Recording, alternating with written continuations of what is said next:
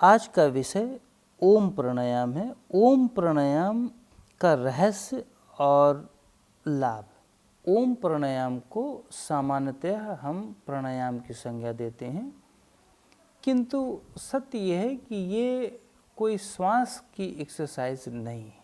ज़्यादातर अगर आप देखें यूट्यूब वगैरह में तो ओम को जो डिफ़ाइन किया जाता है आ ऊ मा, वो सब पे मैं बहुत ज़्यादा नहीं जाऊंगा, लेकिन मेरे अपने अनुभव में ये एक साउंड थेरेपी है। और वो कैसे, ये मैं सिद्ध कर दूंगा। जैसे आप खाना खाते हैं, सॉलिड फॉर्म का खाना खाते हैं, तो वो मस्तिष्क तक, वो माइंड तक बहुत देर में पहुंचता है, 4 घंटे लगता है। लिक्विड और माइक्रो लेवल पर काम करता है। उसके बाद जो प्राणायाम करते हैं वो आपके नाड़ी तंत्र में और जल्दी जाता है, लिक्विड से भी जल्दी जाता है। लेकिन अगर देखो तो प्राणायाम से भी ज़्यादा बेहतर साउंड है, ध्वनि। ध्वनि के माध्यम से आप मस्तिष्क की कोशिकाओं को, न्यूरॉन्स को, ध्वनि के माध्यम से आप वहाँ पर जो गांठें हैं, जो गांठें स्राव नहीं कर पा रही हैं, जो गांठें सुसुप्त हो रही हैं, उनको आप जागृत करने लगते हो। और प्राणायाम जैसे आपने किया, तो प्राणायाम तो मस्तिष्क में बहुत देर में पहुंचता है। प्राणायाम आपको सीधा मस्तिष्क में नहीं पहुंचता। पहले आप प्राणायाम करते हो, लंग्स में जाता है, हार्ट में, ब्लड में, फिर उसके बाद मस्तिष्क में। तो वो टाइम टेकिंग है।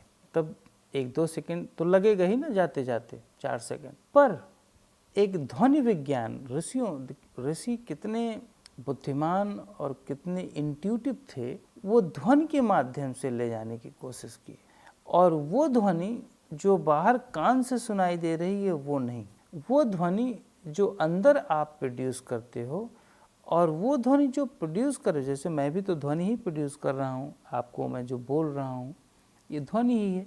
लेकिन ऐसी ध्वनि जिसमें कोई इमोशन ना हो। तो ओम में कोई इमोशन नहीं, कोई भाव तो है नहीं। मैं जो बोल रहा हूँ उसमें भाव है। चाहे वो मैं अच्छा बोलूँ तो अच्छा भाव पैदा होगा ब्रेन में, मस्तिष्क में। गंदा बोलूँ तो गंदा भाव मस्तिष्क में पैदा होगा, हार्मोनल स्राव होगा।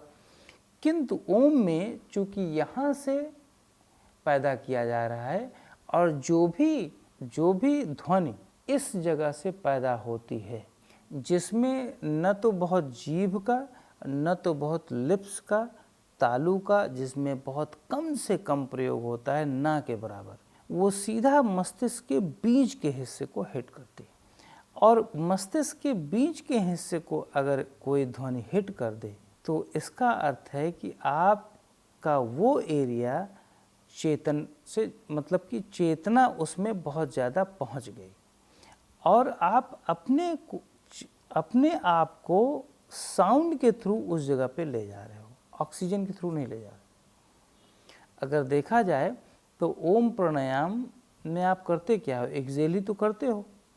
जैसे एक एग्जाम्पल के तौर पर मैं दिखा दे रहा हूँ। अंदर आपने सांस लिया,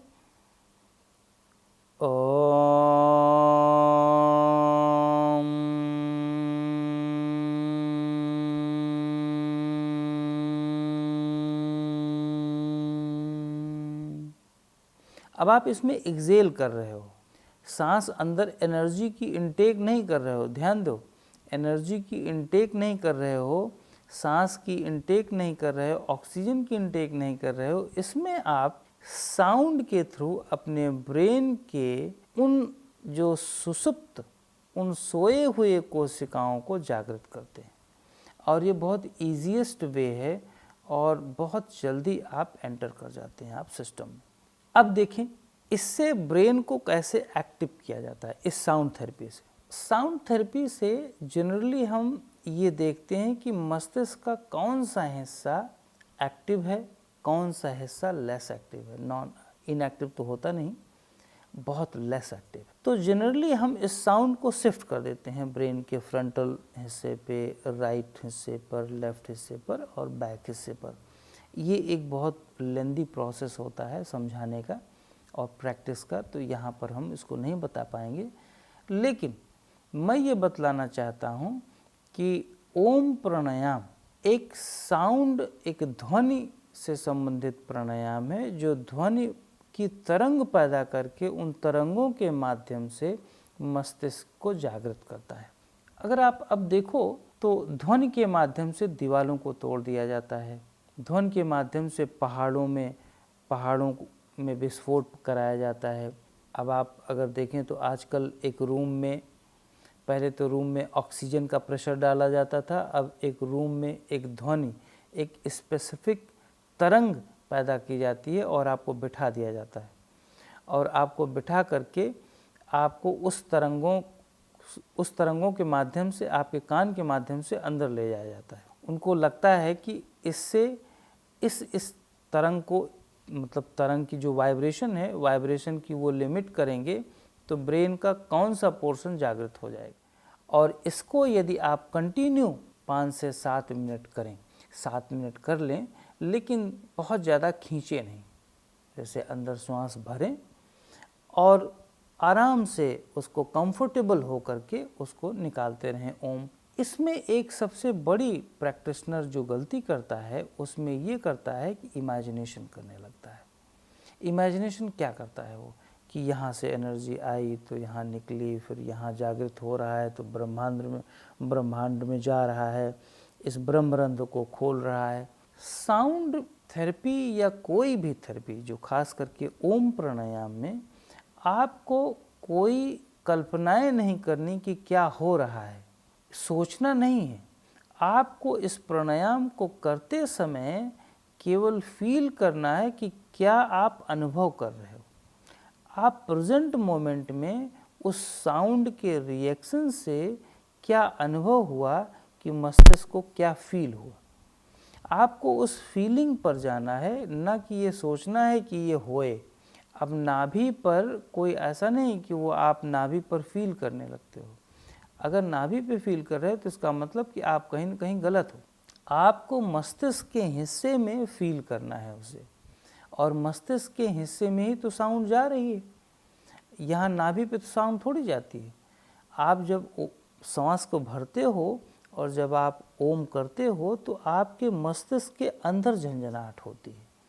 तो अ, उ और मा तीनों में झंझनाहट के वाइब्रेशन के अलग अलग रिदम होते हैं, और इसी रिदम से मस्तिष्क को जागृत किया जाता है, और इसी रिदम से लिवर पर प्रभाव डाला जाता है, इसी रिदम से किडनी पर प्रभाव डाला जाता है, इसी रिदम से हृदय पर प्रभाव डाला जाता है, इसी रिदम से, ये तो बड़े बड़े ऑर्गन हो गए, मैं आपको बताऊं, जो सूक्ष्म लेवल पर होते हैं जैसे ग्लैंड्स। तो साउंड का सबसे पहला इफेक्ट अगर देखें नकारात्मक प्रतिक्रिया या सकारात्मक प्रतिक्रिया में, पॉजिटिव और नेगेटिव दोनों में देखेंगे, तो सबसे ज़्यादा प्रभाव हमारे ग्लैंड्स पर पड़ता है, पिट्यूटरी और पिनियल ग्लैंड। जैसे अगर आप मुझे गाली दे दें तो वो है तो साउंड ना, तो साउंड के माध्यम से मस्तिष्क में सबसे पहला रिएक्शन कहाँ होगा, ग्रंथि पर। आप मुझे मान लो डराने वाला कुछ बात बोले, डराने वाला, तो सबसे पहला इफेक्ट कहाँ आएगा, ग्लैंड्स पर। ग्लैंड्स कहाँ दूसरा इफेक्ट देगा, फियर हार्मोन्स पैदा करने लगेगा।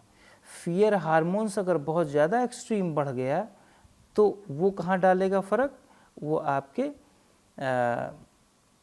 पेशाब की थैली, यूरिन का ब्लैडर पर फोकस कर देगा, और ब्लैडर को इमीडिएट, ब्लैडर में जितने भी पानी है, यूरिन है, वो बाहर फेंक देगा। इसीलिए नोट करो, जब कोई बच्चा बहुत ज़्यादा डर जाता है तो वो अपनी पैंट में ही सुसु कर देता है। क्यों? क्योंकि यहाँ से डरा, हार्मोन्स की सीक्रेशन बहुत तीव्र हुई, साउंड के थ्रू तो डरेगा, तीव्र हुई, और इमीडिएट ब्लैडर ने यूरिन को बाहर फेंक दिया। तो मेरा कहने का मतलब है कि ये साउंड जो पॉजिटिव थॉट और नेगेटिव थॉट वाले हैं, ये हमारे हार्मोन्स को, ग्लैंड, पिट्यूटरी ग्लैंड को इमीडिएट हिट करते हैं। प्राणायाम तो बहुत देर में हिट करता है जी।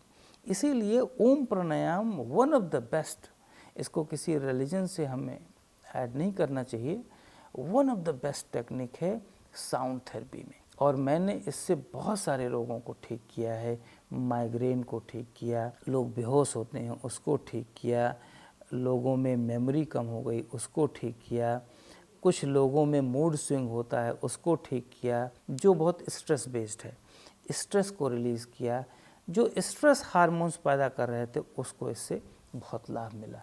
तो कहने का अर्थ है कि ये एक साउंड थेरेपी है, ये एक ध्वनि विज्ञान है। ध्वनि के तरंगों को आप इससे सीखते हैं कि किस लेवल पर किस तरंग को कहाँ पे ले जाया जाए। ये एक बहुत अच्छी विद्या है जो हमारे मस्तिष्क की हीलिंग करता है, मस्तिष्क की डिटॉक्सिफिकेशन